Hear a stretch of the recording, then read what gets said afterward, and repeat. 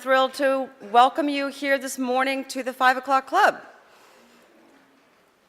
So there are three things that I wanted to share that I love most about working with the clients at the 5 o'clock club.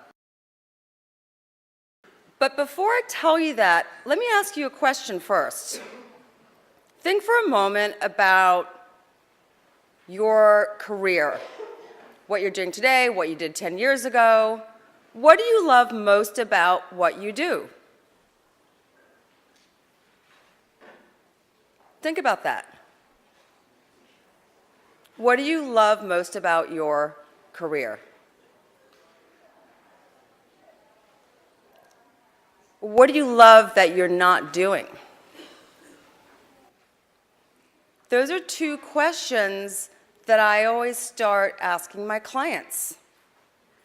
And those two questions for me are the very foundation of where we start with the 5 o'clock club method. And the method is one that truly, truly works. And it helps people in transition land jobs faster. And all of our coaches come from an incredible background, across different industries, across different cultures. For example, I worked in Fortune 100s at a global level for 20 years before I decided to coach full-time. And regardless of the background that we've come from, or the industry, or the function that we worked in, we all apply the method in the exact same way. And our clients love that, right? And the method ultimately helps our clients, your outbound employees, find jobs faster. And the third thing that, is really inspirational is the man who is behind why we are all here this morning, Darin Kimball.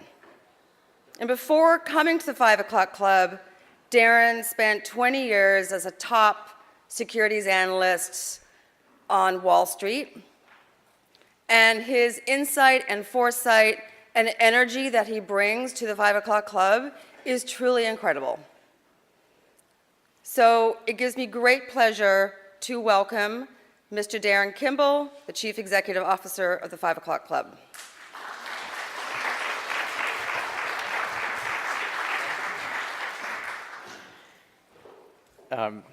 Thank you for those kind words, Nina. So welcome, everybody. This is actually our 70th HR Network Breakfast Seminar, which is quite a milestone for us, something we're proud of. And if this were a marriage, this would be the platinum anniversary. So perhaps we'll call this the platinum seminar-versary or something like that. But anyway, we have all of you to thank for making this possible. On a personal note, this is a big week for me. My son is getting bar mitzvahed tomorrow. Thank you. So it makes this feel like a little bit of a dry run, except maybe without the kippah. And instead of giving you all sweatshirts as party favors, we actually have included a white paper in your takeaway folder. So please don't complain, because it's actually a pretty darn good white paper. In any event, here's a look at the agenda for today, and it's pretty straightforward. After some very brief remarks from me, we're going to get right into it, and hopefully you've noticed that we've really been continually refining how we use the time here, and to give a lot more time for the speakers and the presentations. So for those of you that are attending a 5 o'clock club event for the first time, I just want to share a little bit about what we're all about. When it comes to outplacement, you will not find an organization that offers as much, cares as much, or works as hard on behalf of your outbound employees as the 5 o'clock club Our method is unique, as is our model, and I would be delighted, my team would be delighted to talk in much greater detail with you about that at a later time. Not now, because I'm a little busy. I'm trying to run a seminar, but later we'd be delighted to. A final note of housekeeping, please save the date. September 16th is going to be our next breakfast event, and it's another great topic. It's going to be about reconstructing your company culture.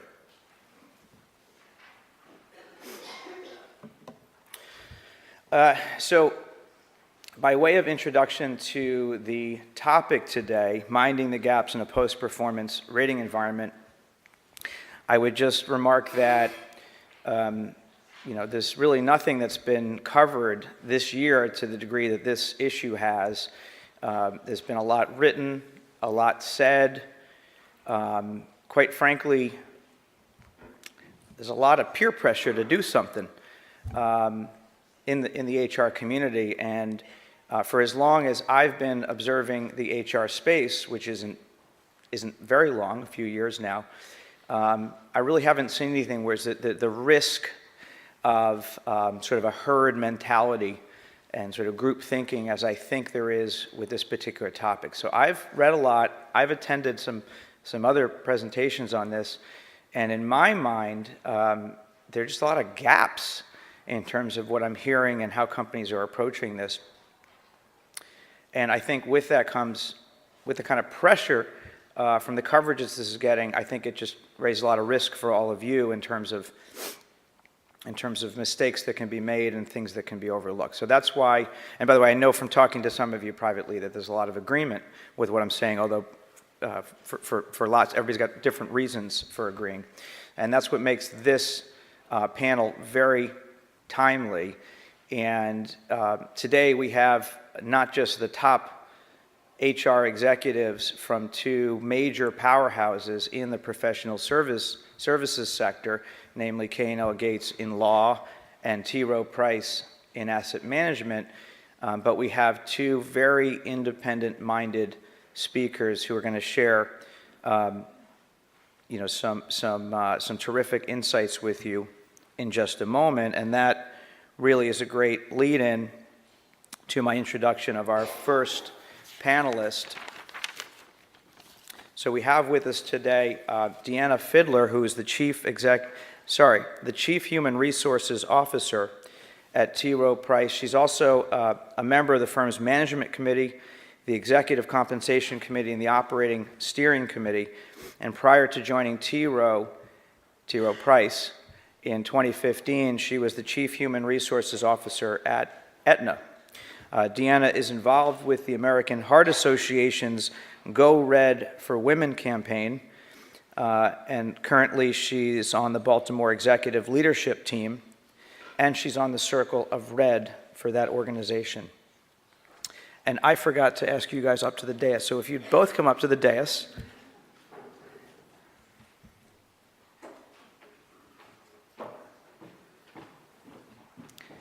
And I will welcome Deanna to the podium. Thanks, Deanna. Thank you, Darren. Appreciate it.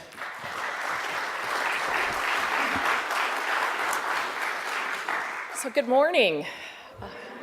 It's great to be with all of you today. This is my first 5 o'clock event, and so I've heard a lot about this from Brian, who I know has been very active and a former colleague of mine, so I was very excited when Darren and Brian approached me to be here today, and especially on a topic, as Darren mentioned, that is really very active right now, I guess, and maybe a bit controversial. So I think what Brian and I want to do today is share with you just some of our perspectives, but I think where the real power will be is in the dialogue that we can have and talk about sort of how we came to some of the conclusions we did with where we're at in our respective companies. So I guess you could say our ratings, so yesterday. and I think that there are some companies, as you've read and heard about, and perhaps even companies that you're in right now, that have said, ratings are bad. It really is where associates focus versus really the coaching and feedback. Some are piloting it. Some have actually gone to it and have gone back. So what Brian and I really are facing right now is that we feel the need in our organizations to really put more emphasis on performance management. And so we're going to tell you a little bit about why and what we're doing as it relates to that. So maybe just a few points. Darren mentioned I work for T. Rowe Price, 77-year-old company, and we really are focused on asset management. We have approximately 765 billion assets under management, very strong performance according to the Lipper average. We operate in 16 countries, 16 different offices. Our home office is located in Baltimore, Maryland. And the motto that we really live by still to this day, almost 80 years later, is what our founder, T. Rowe Price, said, which was really, if you put clients first, everything else takes care of itself. And that has really driven our culture. Our culture really is all about ensuring that we help our clients reach their financial goals. And it's always about, are we doing the right thing for the client? And I would say the key differentiators in doing that are really around our culture. It's very collaborative. It's very collaborative in terms of how we actually approach asset management or just making decisions within the company. Top talent. Attracting and retaining top talent is also a very key differentiator for us, and really the pride we take in how we actually determine the right investments for our clients and the service that we provide.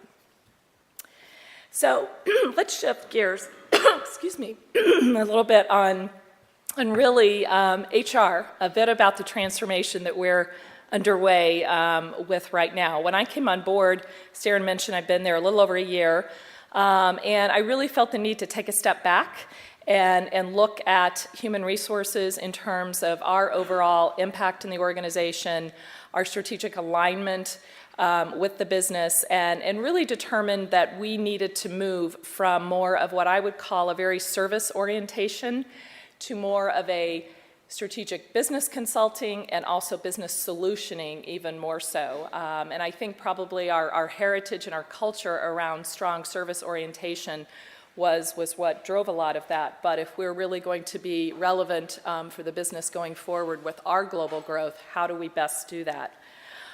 So we developed the HR framework that you see here, sort of our focus on really how we can enable the business to continue to have our clients' goals met. We really felt like we needed to reestablish our focus, not only from our strategy, but also our key priorities. And we call this sort of our HR house, if you will, here. And you see the 5 pillars. And the one that is really key for us, it was last year and it is going to be for the next few years, is really around performance and development. And the reason for that is a few things you see here. One is continued market volatility. So performance in our business is more critical than ever, and how we actually manage performance. So that's one piece. Changing demands from our clients. Our clients are asking for more every day, different customized solutions from us, and so that's raising the bar. Also just, we've always had strong performance in our funds, and when you look at just the past 10 years, very, very strong performance. So that just sort of radiates in our culture anyway. And we really feel talent development is our differentiator. It is how we actually compete, is around attracting and retaining the best talent out there. So we really feel the focus on performance and development has never been more strong than it is today in what we face. So how we really started to look at performance development this past year, we looked at our associate survey results.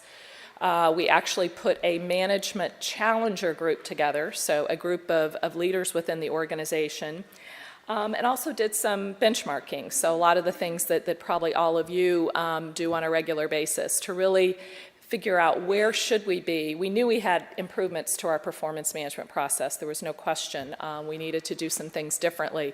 So these are really sort of the 5 areas that we decided we needed to focus on. We needed more of a clear purpose for really why are we looking at a performance management process? What are we trying to accomplish when we say performance management process? And I think what we heard and found with the feedback is that it seemed just punitive, just when you said performance management. It almost was we're putting somebody on a plan.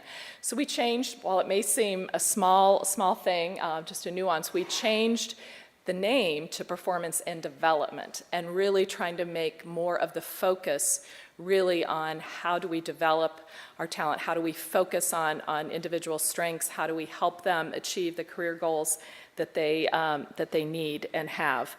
So that was number 1. Greater focus on really just coaching and feedback on a regular basis. We still felt strongly you need the annual review, but how do we get our leaders and associates play a huge part in really the feedback process. So how do they understand their role? How do we give them the tools to be able to really do that?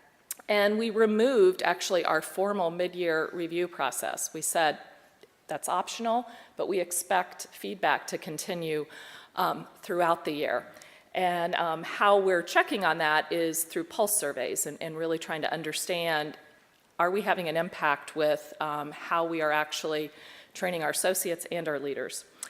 The other thing was just simplification of the process and the tools. It almost seemed at some points it was a check the box mentality, and I think probably a lot of you can relate to that. So how do we simplify? How do we streamline? So we really looked at our process steps and tried to streamline even the ratings. We were 5 ratings, but then there would always be the 3-, the 3+, the 4+. But we felt there really still needed to be this transparency around understanding as an associate where you stood as it relates to your performance. So being very transparent around the rating, around the 9 box, just so they understood really where they were at and where they wanted to go.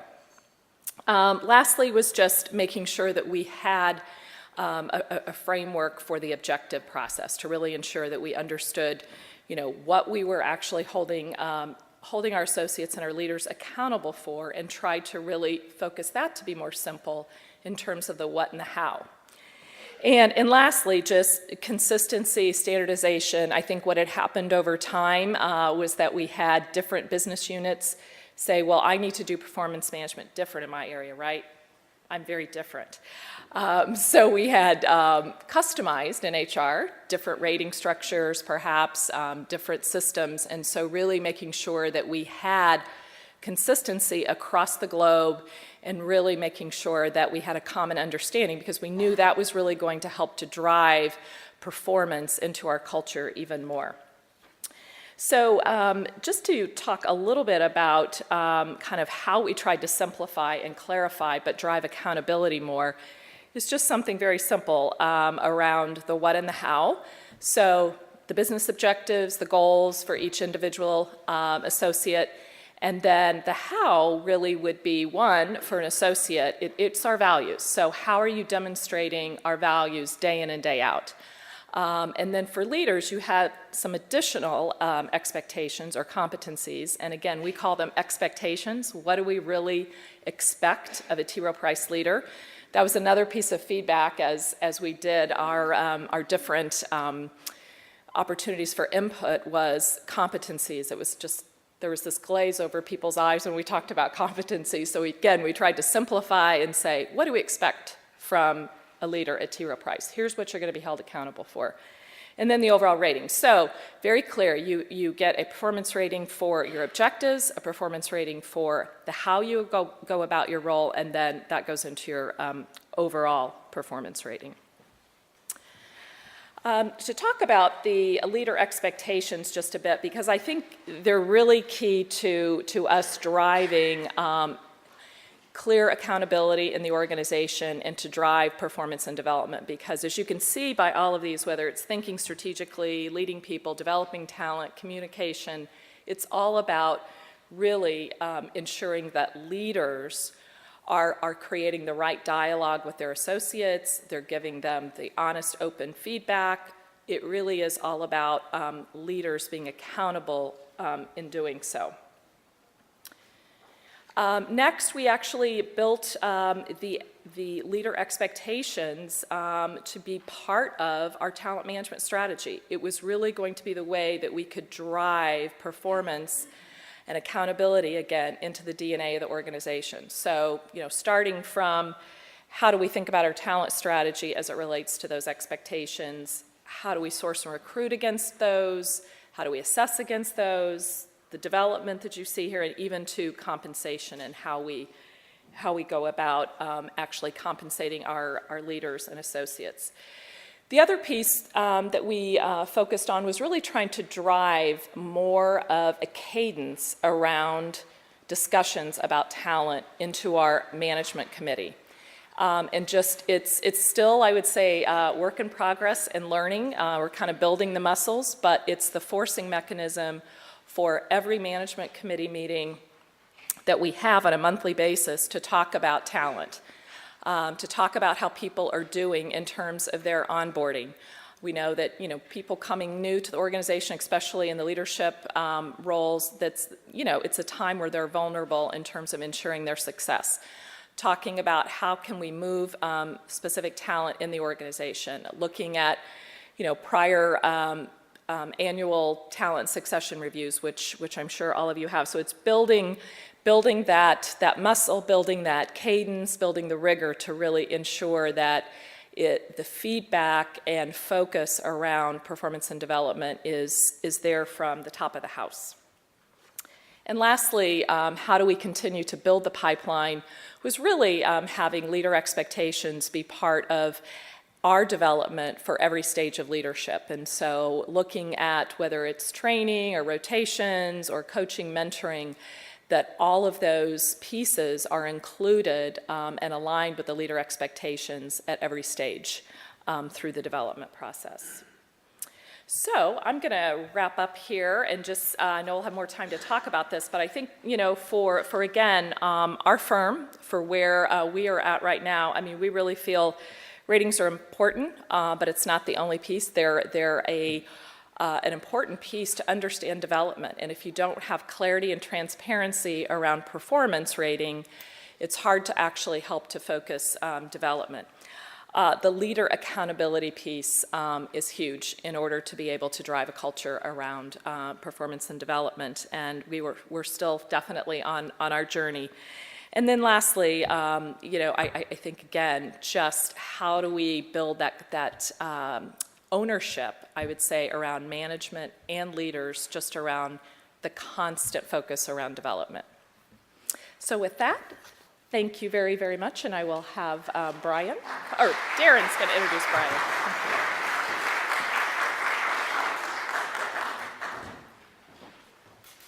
Thank you, Deanna. So our next speaker, you may be familiar with. He is a 2016 HR Hero Award recipient from the 5 O'Clock Club. He was also one of our top-rated speakers in 2014. Brian Olson is the Chief Human Resources Officer of the global law firm K&L Gates. He previously held senior executive positions at Aetna, where Brian first met Deanna, and United Technologies. Prior getting into the HR field, he was an executive comp and employee benefits attorney at Skadden Arps. Thank you for coming back, Brian, and over to you.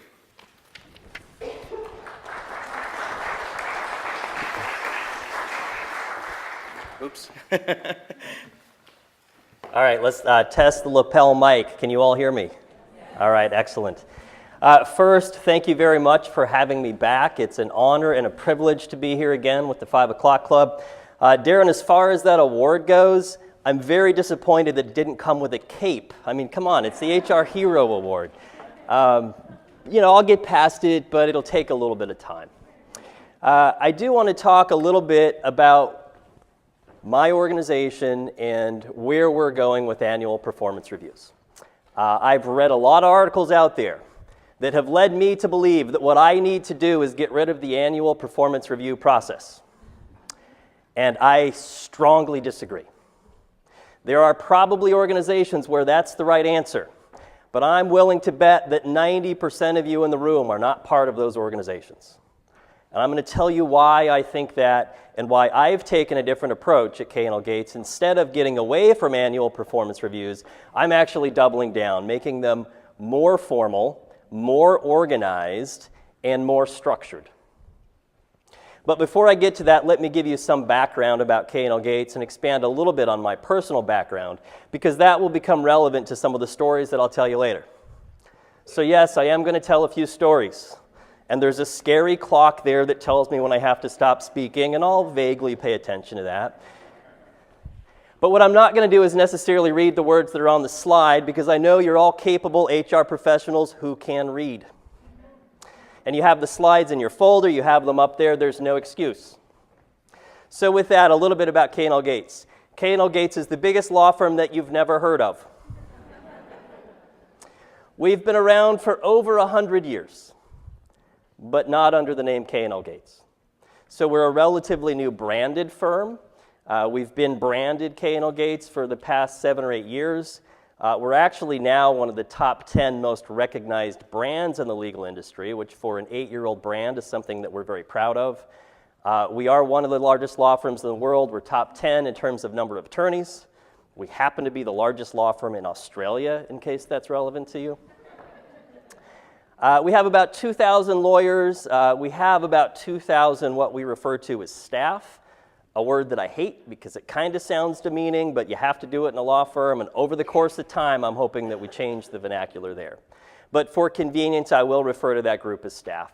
Please don't be offended.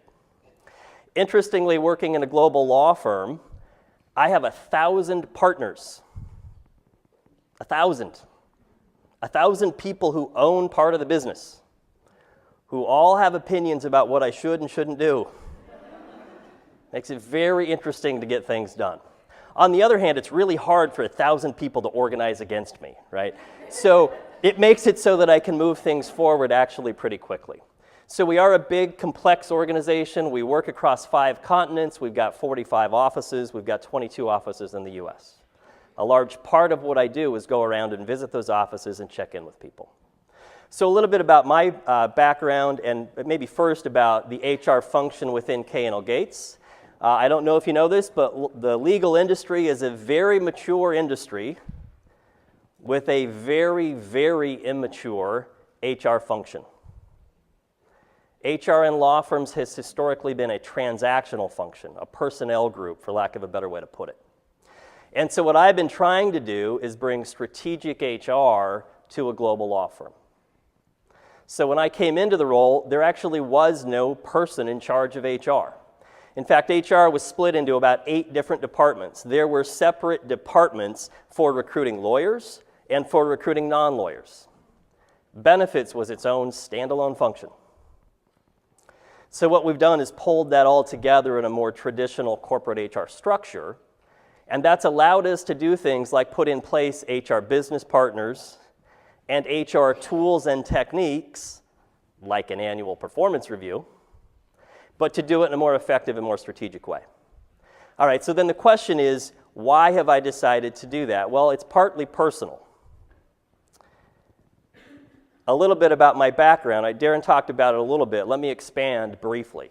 I started my career at Fidelity Investments. I was there for about 8 years. Great place to start a career. Great experience.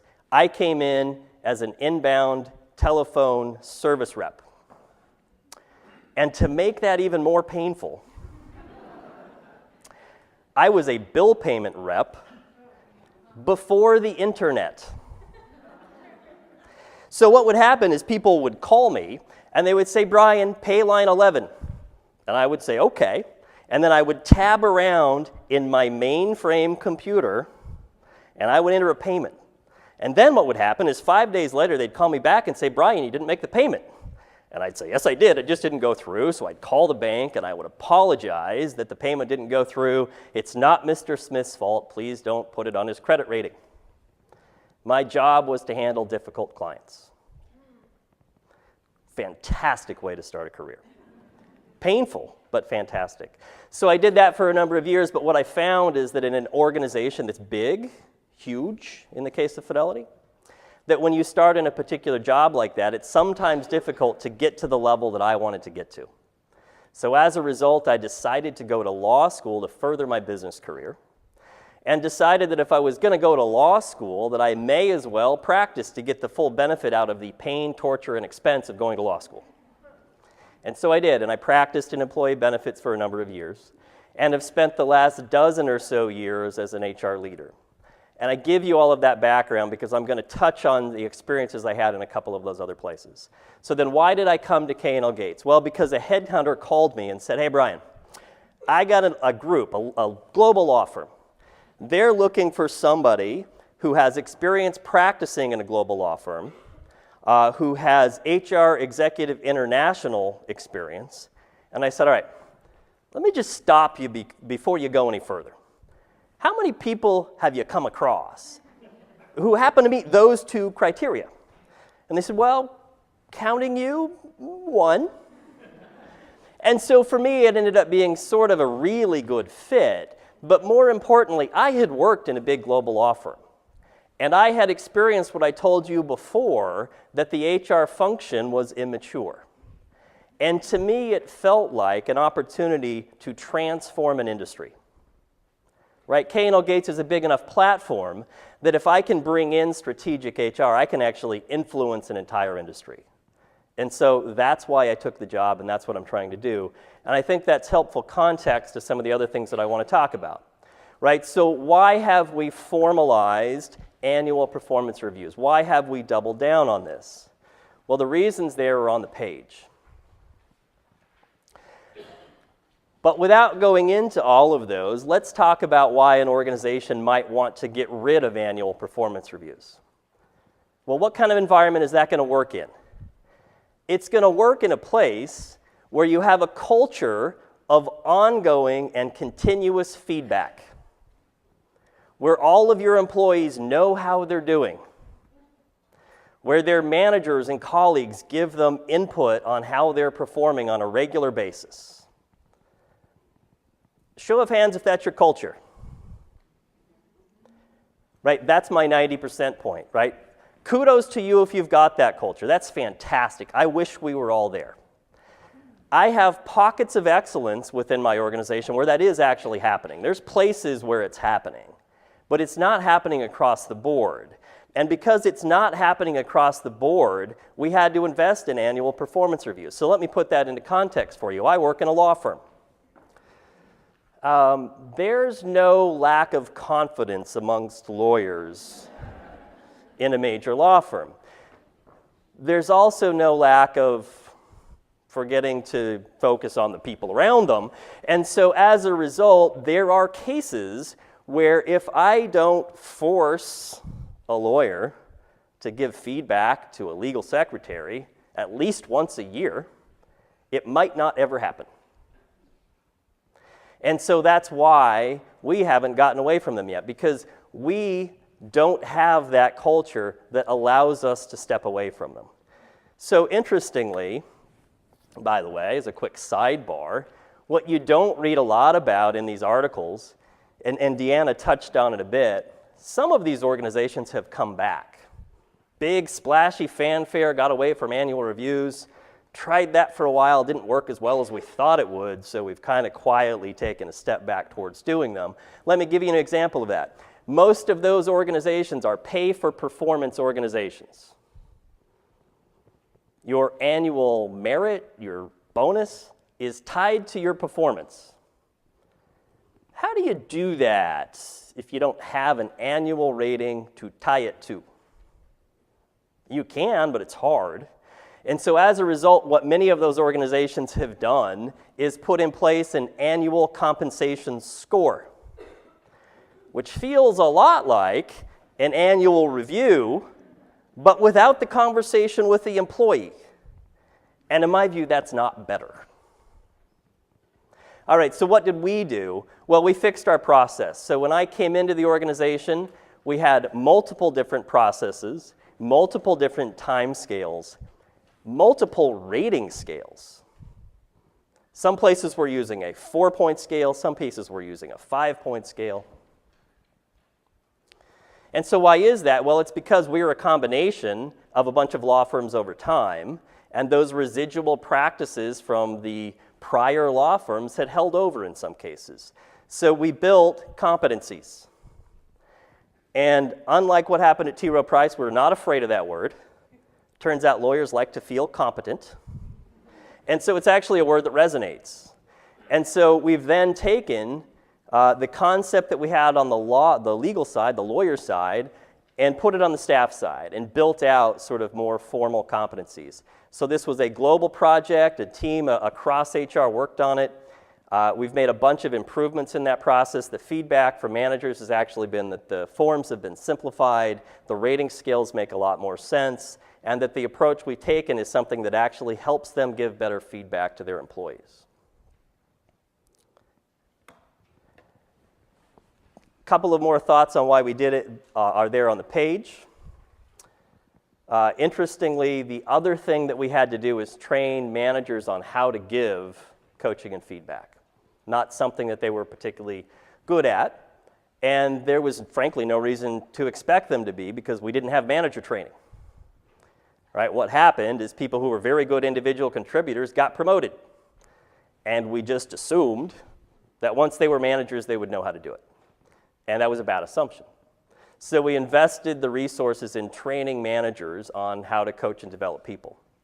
And one of those sessions, by the way, is summarized in the white paper that's in your folder. And that's my sort of philosophy on coaching and feedback. Darren was kind enough to provide you an advanced copy of that before it's available on the 5 O'Clock Club website, probably next month. So with that, I'll get off my soapbox. I'll stop harping on the concept of annual reviews. And I do want to do something here that's very practical. One of the things that I like most about working with the 5 O'Clock Club is that's the approach they take, right? It's actually, let's get some stuff done. Let's make these breakfasts something that HR professionals can walk away with them from something that they can use immediately. So Deanna did a great job of painting the big picture around how do you build an organizational structure that creates a culture that will allow you to build a high-performing team. What I'm going to do is expand on that a little bit, but really focus it on you as HR professionals. So many of you lead teams, and this is my view on how you can build an effective, high-performing team of your own. So as I mentioned before, I've been at a number of organizations. I've been fortunate to have a number of very high-performing teams that we've built, and over time, I've boiled that down into what were the consistent themes that caused them to be high-performing. This is the slide that lays it all out. So I'm going to spend the next few slides going into detail on each of these concepts, but if you want the one-page snapshot takeaway, something that you put up on your desk, this is probably the slide. So first, you start with motivation towards a common goal, right? Put something out there, put the vision out there, put the big picture out there that you want your team to go and get. And then give them the freedom to go and get it. One of the ways that I've done this is by doing a priority setting process with my HR team. So the way that we did it this year is each of my direct reports worked with their teams. And they came back to my leadership team with their list of 3 to 5 priorities for HR. And the context that we put around that was, hey, think about something that's strategic, that will have an impact on the business of the law firm and that can't be done by just your team, right? Something that will require coordination across the silos within HR. And so each of them brought those forward, and then my leadership team and I boiled those down to what we thought were the 5 most critical things for us to accomplish that year. And the way that I drive those forward is I hold myself and each of my direct reports accountable for achieving those 5 things. If we fail on any one of them, we all fail. And it will be reflected in annual performance reviews. And so what that's done is caused us to work across silos, but it's also caused the whole HR organization to feel like they're part of the process, like they had input to the goals. And my experience has been the best way to get people to buy into your vision is to have them help create the vision in the first place. So the next step is getting the right people on the team and in the right positions. You may have heard this in a book once referred to as get the right people on the bus and in the right seats on the bus. You know, that's the concept here. Make sure you've got the right people on the team. And although you may need to manage some people out of the team or out of your organization, you probably need to focus on that last piece a little bit there, because it may be that you have a really strong performer who's just in the wrong job. And I'm sure you all know managers who come to you and say, I need to fire John because John can't do his job. A lot of times that's the manager's fault. But sometimes it may be the employee's fault, for lack of a better word. They may just be in the wrong job. So that's something to think about, is whether you can move people around into positions that make the most sense for them. The other thing here is to actually manage your people. Give them ongoing coaching and feedback. So just because I'm saying my organization needs to have an annual review process, it doesn't mean that I'm also saying ongoing coaching and feedback is unnecessary, because it's critically important. And the idea here is to do it for both your high performers and your low performers. So when's the best time to do it for low performers? Whenever performance doesn't meet expectations, and as immediately as possible after that happens. Don't chicken out.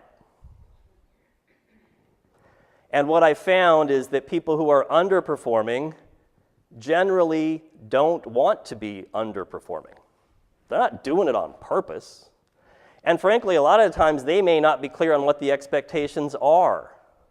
So in having that conversation that says, here are the expectations and here is your performance against them, can be eye-opening and can help you to manage those low performers. So you have to have those conversations. But you also want to focus on your top performers.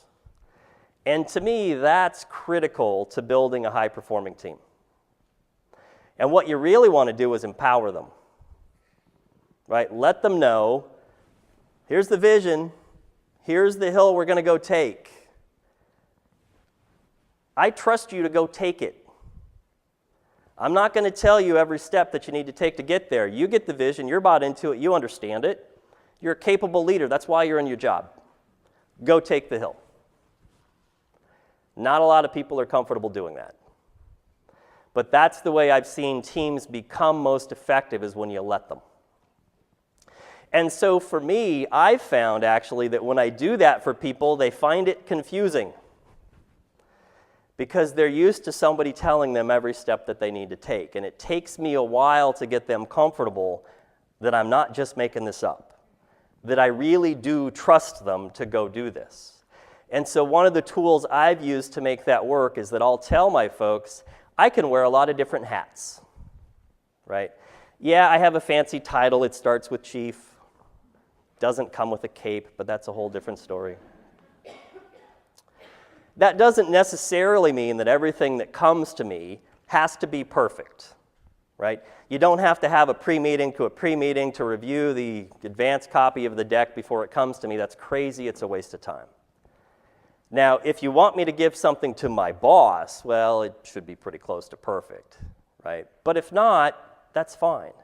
And the different hats that I can wear, I can be a sounding board. I can be a coach. I can be a proofreader. I can do a lot of those different things. You just need to let me know which of those hats you want me to wear. And so that's the conversation I've had with my direct reports, and sometimes I will pause the conversation and just say, hey, what hat do you want me to wear now? Because you'll get a very different answer if you're looking for someone who's going to help you work through an issue than if you're bringing to me a recommendation that you are a proponent of.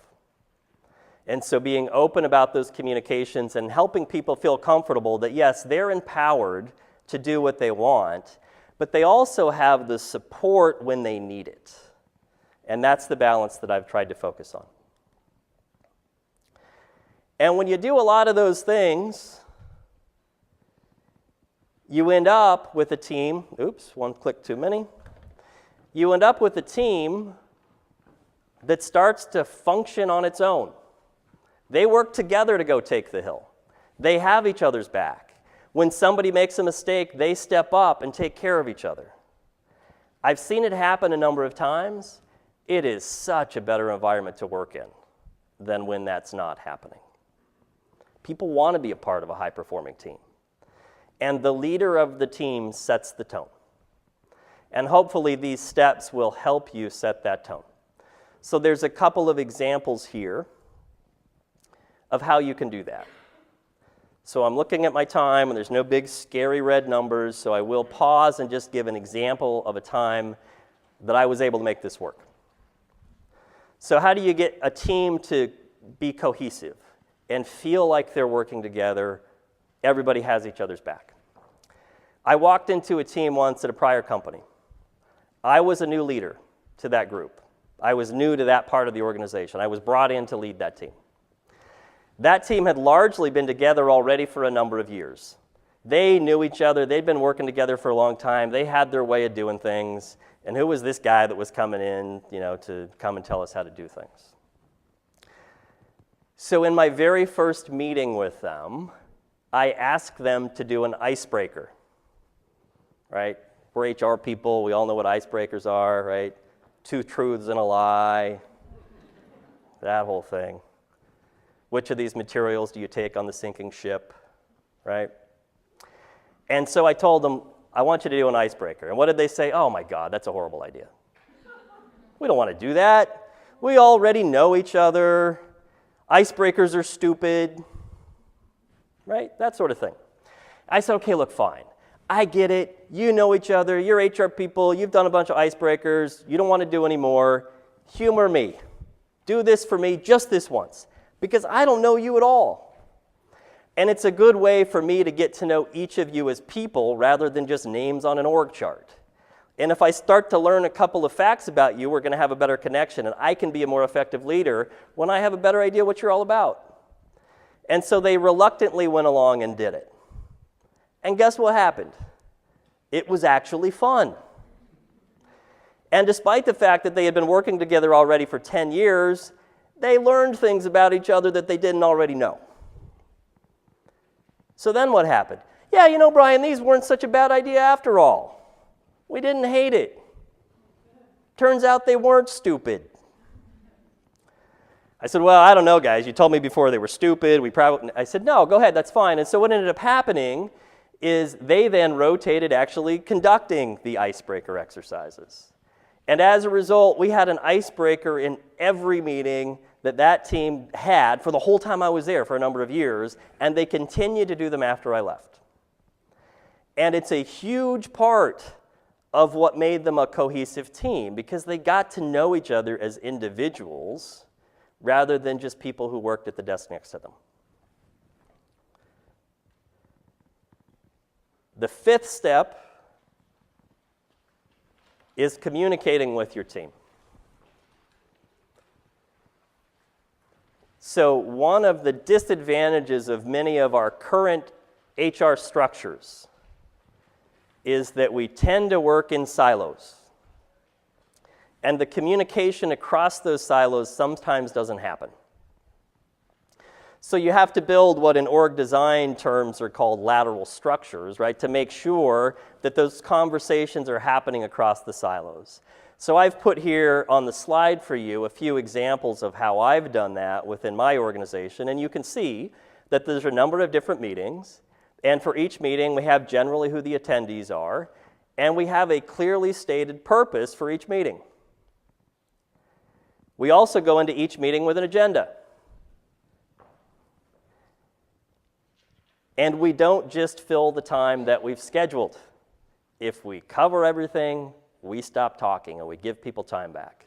One other thing we've done is the 45-minute meeting. If you haven't tried it, I highly recommend it. The default to an hour is not my favorite thing. 45 minutes tends to keep people closer to the agenda. You'll often find that you end at 35 minutes, which is helpful. You get time back. 45 minutes is usually enough time to cover most topics. And if you're in a culture that has a lot of meetings, it gives you time to actually get to the next meeting on time. One thing that I will focus on here a little bit are the skip level meetings that are at the bottom of the page. This won't apply to everybody in the room, so I won't spend too much time on it. But one of the things that I've done as a manager of managers is make sure that I'm meeting with people who are deeper in the organization. And I do that on an individual, one-on-one basis. And so the way I do it is I make people fill out a one-page form. It asks questions like, how busy are you? How engaged are you in your job? If I could change any one thing about your job, what would it be? What are you doing to help us bring the HR strategy forward? What else do you want to talk about from your personal growth and development perspective?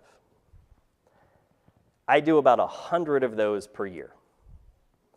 It's a huge time commitment, but it is one of my absolute favorite parts of my job. And through doing it, I've really gotten to know a fairly large HR organization, and it's helped us to connect as people. It's helped me to work on the professional development of the HR team, because my own leadership philosophy is you take care of your own first. So I focus on the coaching and professional development of my HR team, because if they're not being developed, how can I expect them to develop others? And so that's why I've taken that approach, and I found it to be pretty effective. And then we conclude here with a slide that talks about how you can tell if your communication is actually being effective. Right? So if you've tried a lot of those things that I talked about, and these things are happening, people feel safe. People can bring their issues and ideas and concerns to the table without fear of being beaten down. They're standing up for each other. And they're being real, right? They're actually being real. They're bringing their full self to the job, but it's okay because they have each other's back.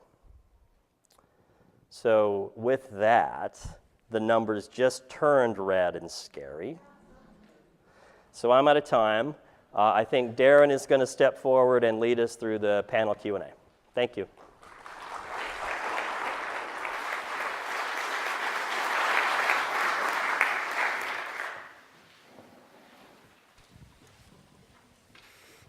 So we've got some good time for Q&A, and I'm sure you've got lots of good questions, so let's get started. Miguel, we've got one in the back on the, you want to go there first? Okay. Hi, good morning. Brian, you spoke about training managers on how to actually give performance feedback on an ongoing basis and conduct the performance reviews.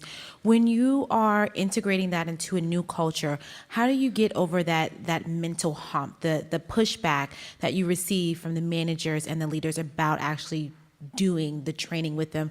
Because like you said, when you kind of transition into a managerial role, you're not set up for those things. But a lot of people tend to think and feel that they are, that they already have that knowledge. I've been doing this for years. I know how to give feedback. How do you get over that hump with them? Yeah. For us, it's a two-part approach. One is we position this as leadership development, right? We're investing in you as leaders.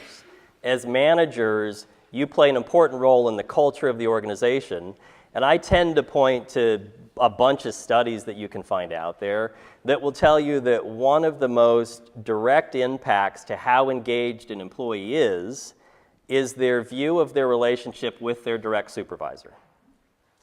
And once you start talking about it in terms like that, people tend to come along for the ride, right? You're investing in them as leaders, and so it's really about their professional development, which also happens to help the people under them. We've also tried to do it in a way that makes it more digestible. So in other words, instead of bringing people in for a full day live and in-person training session, the vast majority of our manager training is 30 minutes or less.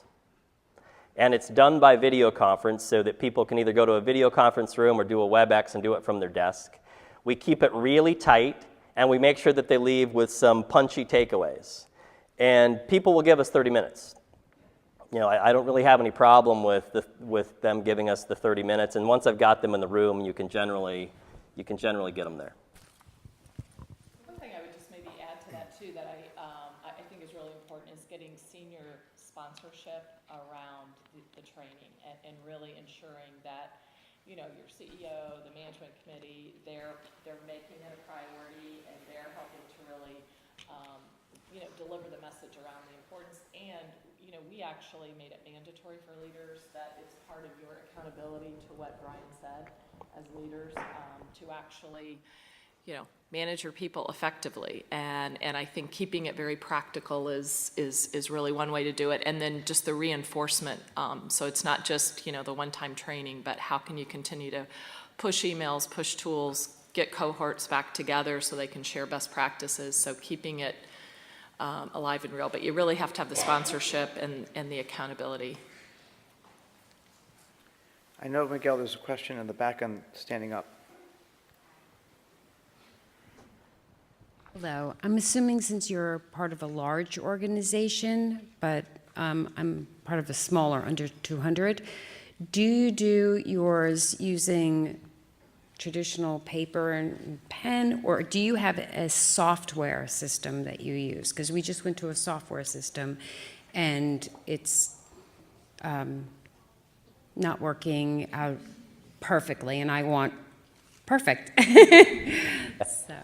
So is there, I guess my general question, 2 questions is, how many times a year do you do your performance reviews, and do you use a software system, like it's online? Yeah. Want me to go first? Yeah, go ahead. Okay. So we use Workday. We just have implemented Workday, which, we're trying to now have all of our talent information into one system. We've had hundreds, it seems like, legacy systems and homegrown systems. So it's been a process, but when we end this year, we'll actually use Workday, and it's integrated with all the learning pieces and succession and talent development. And we actually have an annual review, so that's required. One annual review. We are leaving the mid-year piece optional. That was a bit of the simplification around that. Some leaders still feel they want to do that, but we're trying to build in the regular, ongoing feedback throughout the year. Yeah, so our system is a homegrown system. We've essentially built within VI Desktop. One of the priorities, though, that we picked for 2016 is evaluating an integrated talent management system that would handle things like compensation planning, succession planning, and performance reviews. So we are looking at vendors, and we will likely switch next year. That one will be complicated for us because we are across 5 continents and a bunch of countries, and so I've got to deal with the changing environment of EU privacy issues, as well as just making sure that the software actually works. So that'll be a big project for us. In terms of how frequently we do it, it is an annual process, which with an optional half year with 2 exceptions. One, if you get one of the 2 lowest ratings, we require a follow-up mid-year review. And second, if you're in Australia, for some reason in Australia, it's mandatory. Hi, Carolyn Wilkie. I've had the pleasure of working with both of these panelists and was part of the icebreaker team that hated the icebreakers. And yes, they did end up working. He's right. So, Deanna, you talked about how a great review is the what and the how, which I totally agree with. I think we would all agree with that. I think one thing I've observed over my career is that organizations tend to overemphasize one or the other, right?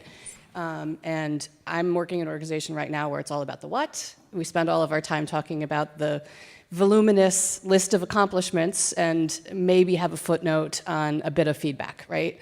I have a niece who actually works at one of the companies that has done the transformation to eliminating the review, and all they do is the feedback piece. So she feels overwhelmed by the feedback and really is genuinely growing and having a phenomenal experience getting the feedback. But when I asked her, so tell me about like the greatest accomplishments you've had over the last year, she literally could not come up with them.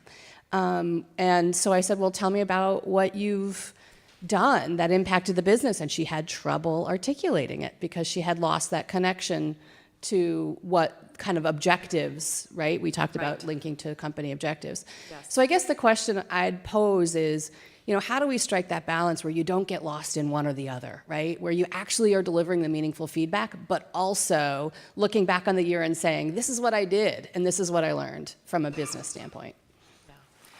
No, I'll maybe start. I mean, I do agree that, you have to have the objectives. You have to have some calibration to what, right? I mean, what am I trying to achieve, and how did I do against that? And the only way you can really do that is have clear objectives and be assessed against that. And I just feel that we have to make that a more streamlined focus process, but we have to I use my one-on-ones just to continue to give feedback, to the objectives. Even though it's, an annual review, I use that as sort of the format as far as, how are we doing? How are you doing against those? Do they still make sense? That they're fluid, because I do think everything changes in our world so quickly to making sure that you can adjust. But I just think having that annual objective that's aligned and individuals understand how they fit in, how they are aligned to the overall business performance is really, really critical. So I think it's just a muscle we've got to build of the continual feedback, but it still has to tie back. Nothing to add in response to the question, but one just comment to make in response to one of the comments that Carolyn made. I was actually referring to a different team with the icebreaker example. So clearly it's happened more than once and was effective more than once. I thought it sounded very familiar. You got a question in the back? Sorry. Yes, good morning. I was hoping that you guys could share your thoughts on the rating scale, because I think the HR professional community still struggles with, is it 3 or should we go 3? Is it 5? Is it 4? And we have an ongoing dialogue right now with our senior management team as to what is the right one for us. I'll jump in on this one, right? So I completely overhauled the annual review process.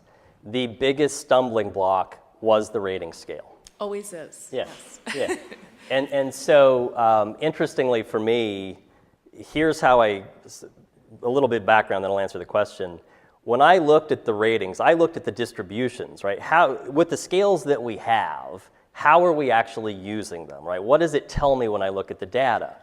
And when I looked at the overall data, both for the parts of our organization that were on a 4-point scale and for those that were on a 5-point scale, it was a bell curve skewed slightly towards high performance, right? Which is what you would generally want to see in a high-performing organization. So it felt pretty good, and so I felt like either one of those could work as long as everybody was using the same measuring stick, right? It didn't so much matter which measuring stick, so long as it was the same one. And to just give an example of that, when I dug deeper and looked by function, it wasn't that way. There was a group that had 90% meets expectations, and there was a group that had 80% in the highest box. As a sidebar, the group that had 80% was HR, And although we have a fantastic HR team, 80% of them are not in the top box. So we did have to recalibrate, reset expectations. I ended up going with a 5-point scale. But what we did is actually set guidelines around it, right? So we didn't do forced rankings, we didn't do stack rankings, but we gave general guidance. We said, look, generally, you should have less than 10% in the top box. Generally, you should have 20 to 30% of people in the next box. Generally, you should have 40 to 50% of people in the third box. Then we looked at the data after people did the ratings. And if somebody was way out in left field, HR had a conversation with the manager and basically said, you're not using the same measuring stick as the rest of the organization, and in order for our HR development programs to be effective, you kind of need to. And so we would work with them to sort of get back in line. So that's what we're going through this year. I still have people pushing back saying they prefer the 4-point scale. I think 5 is right, but only if you're keeping that top one to a really small group, which then ends up almost defaulting into 4. Yeah, I support 3 ratings. I've done that in past companies. I just think it's simple.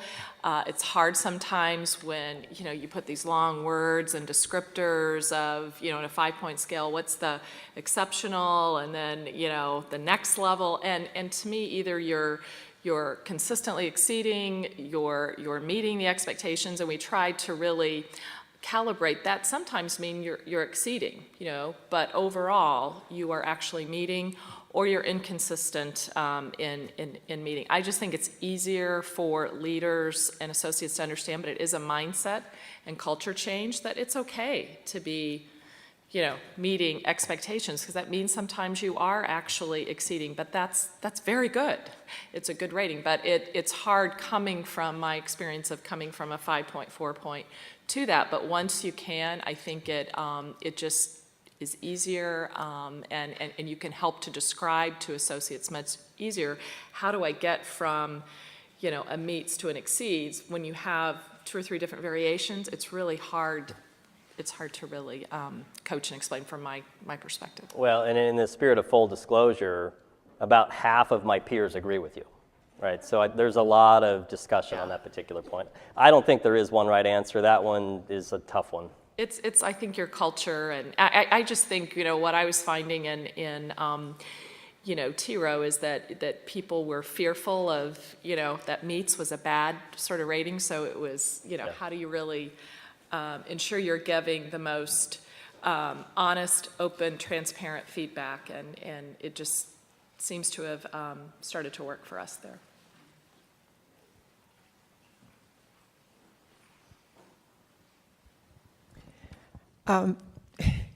I've been dealing with performance reviews in so many different ways. I can certainly understand all that has been stated here today.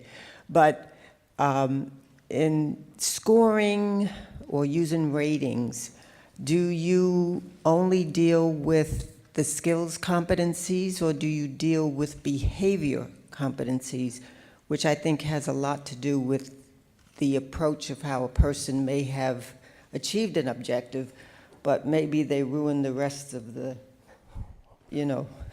contact with the client, say, but they achieved it. So, and then the other part of it is that if people are not given merit increases, is ratings a piece of the performance review that you should be using?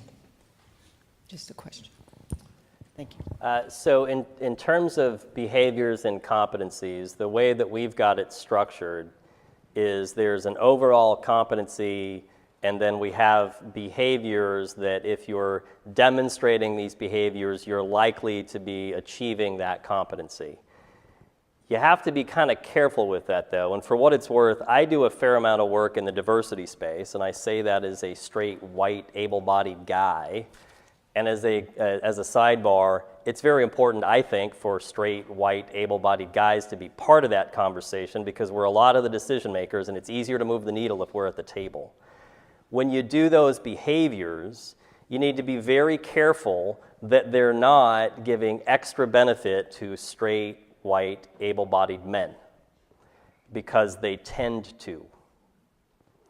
And so we went back and looked at all of our behaviors to make sure that they didn't favor somebody who came from one background or took one approach, and tried to make them more broad so that it gave everybody a fair chance. And so I think that's the important piece on Well, behavior. and I would just add on that, we took same approach when I talk about expectations, they're really competencies, but for whatever reason, people like that. And it's just easier to understand. But I think that having the behaviors as an objective way to look at assessing the how, you get the job done. It really does help from a diversity aspect. It really is the common language, right? Because many times when you talk about the how, there's not consistency in how you actually speak about an individual and how they achieved certain results. So it really gives everyone a consistent way of assessing and talking about it. It really has provided that language. Can you please repeat the part of the question about the merit? I'm not sure we've answered it. Saying if an organization doesn't do merit increases, let's say it's just cost of living Right. because of, budgetary concerns or whatever, is ratings really something that should be part of a performance review? Because everybody's getting the same thing. How do you kind of work with, people's skills and performance that are here versus here, and you're all getting the same? Right. I mean, I think you still have to have a rating. You have to know how you're doing against what. And so even though, there's no merit increase, it's a cost of living, it's the foundation for the feedback and the development to understand then, how are you actually doing relative to what. So I think a rating is important. Yeah, and some form of rating is important, or at least some very direct feedback, particularly for your high performers, right? Because if your high performers are not getting a raise and they're not getting a, boy, you did an exceptional job, you're gonna have a hard time keeping them. And so if not a formal review, I think you at least need to tell them, you're a high performer on the team, you're one of the major contributors, we see a lot of potential for you. You have to have some way of giving that feedback to your top performers. Whether it's a formal review or not may depend on your culture, but I think the feedback is the important piece. Looking at eliminating performance reviews or even doing the coaching and feedback, which I the believe rating. is very important. I was just saying, how do you reward those who are high performers other than what you just said? Right.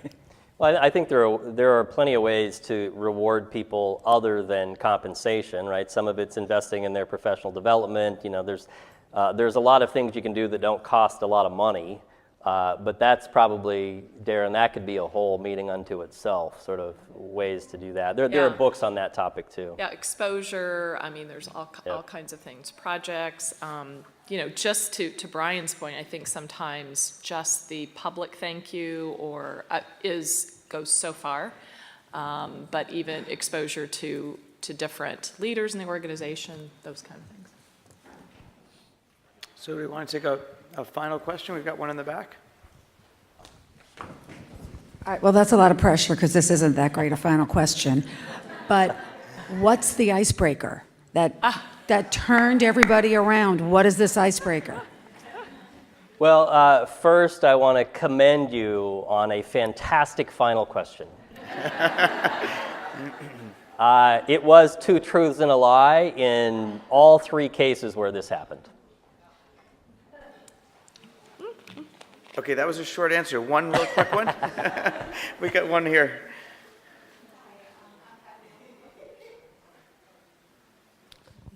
I'm Kathy Zukoff from New York University, and I'm wondering how you might respond to the new workers in the workplace who are coming in and are expecting very, very frequent feedback as opposed to an annual review, are coming into the workplace after really experiencing an educational climate where 80% of the class may have gotten an A, and where there's an expectation of real team collaboration as opposed to a focus on individual performance. Go ahead. Okay. No, I mean, it's something we're talking a lot about, and we're actually making it part of our leader training around, millennials and just around, the expectation of feedback. And so as leaders, how do you recognize the individual needs on your team? And so that is a piece of our leader expectation training, and with our leaders, ensuring that they have the tools and they understand, how to assess different needs on their team. And so that's a big issue that we're wrestling with. So we're trying to address it through the leader training. Well, and it's one of the reasons that organizations have started to drive towards that approach of not doing annual reviews, right? It is this sort of millennial mindset that's pushing them there. To the point that Carolyn made earlier, though, what's happening in a lot of those cases is they're getting that feedback, but they still don't know how they're actually doing overall, right? So you have to somehow find that balance of actually giving them an impression that you're doing well. Yeah, you did great on this project, but overall, how are you doing? So you have to find a way to build both. In our case, we're focused on building that culture of ongoing feedback and communication, and you have to take a multi-pronged approach to get there. One of it's training managers, telling them that they have to give feedback and explaining how to do it. The next piece that we're about to roll out is actually training employees about how to accept feedback and do something with it, and in turn give feedback back to their managers. And so I think it's, it's a multi-pronged approach. It's a challenge for a lot of us. No easy answer, no silver bullet on that one, other than, just go about it a bunch of different ways, but try to get that balance between ongoing feedback, but making sure people actually know how they're doing against the overall expectations for their job. And I think just trying in team meetings too, to start that discipline in the meetings about what went well and, what we can improve upon. So I'm sure that you all agree that our panelists have done an amazing job today.